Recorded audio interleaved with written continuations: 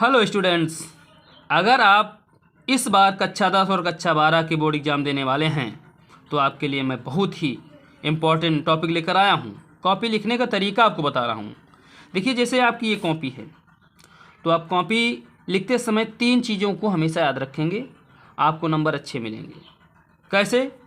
पहले आप कॉपी पर उन प्रश्नों के उत्तर लिखें जो आपको एकदम विधिवत ठीक प्रकार से आते हों।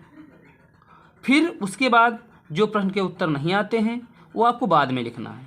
और कॉपी पे लिखते समय देखिए, राइटिंग साफ़ सुथरी होनी चाहिए। अगर राइटिंग आपकी साफ़ सुथरी नहीं है तभी कोई बात नहीं, आप इस तरीके से लिखिए कि एग्जामिनर की समझ में आए कि आपने क्या लिखा है।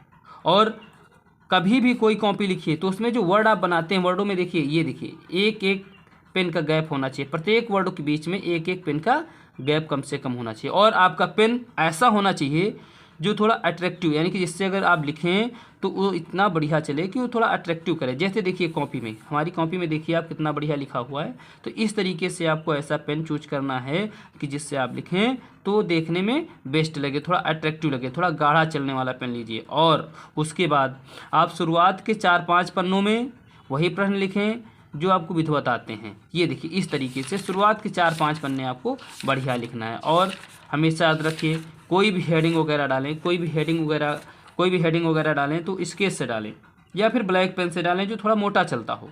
और उसके बाद आप कॉपी लिखिए। अगर आप कमज़ोर हैं कोई बात नहीं, आपकी राइटिंग गंदी है कोई बात नहीं, आप राइटिंग गंदी है गंदा लिखिए, कोई दिक्कत नहीं, लेकिन वर्डों के बीच का गैप एक एक पेन का होना चाहिए। और शब्द आप ऐसे बनाएं और ऐसे अक्षर बनाएं कि पढ़ने में लगे कि हाँ हमने क्या लिखा है, यानी कि एग्जामिनर पढ़ ले। और दूसरी बात आपको कॉपी ब्लैंक नहीं छोड़ना है।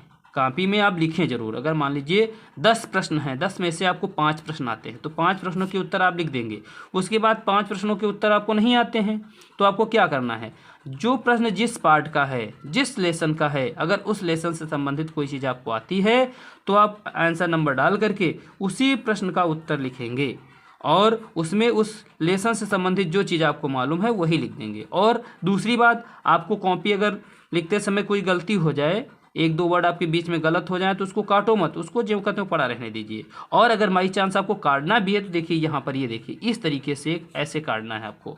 बाकी उसको ऐसा नहीं कि एकदम एक्सेस से ब्लैक कर दीजिए, वो गलत तरीका है।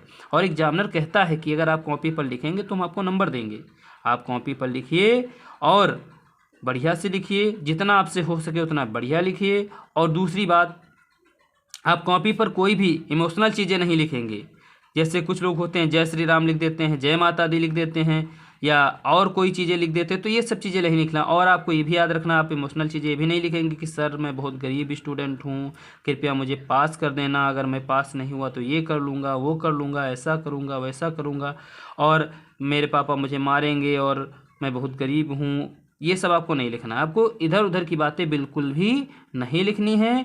आपको उसी पेपर में जो भी प्रश्न पूछे गए हैं उनसे संबंधित जो चीज़ें आती हैं वो आपको लिखना है, ठीक है। और अगर आप हमारे द्वारा बताए गए इन बातों को बढ़िया से समझ लेंगे तो आप ज़रूर पास हो जाएंगे। तो आपको लिखते समय याद रखना है, कॉपी बढ़िया साफ़ सुथरी लिखी होनी चाहिए।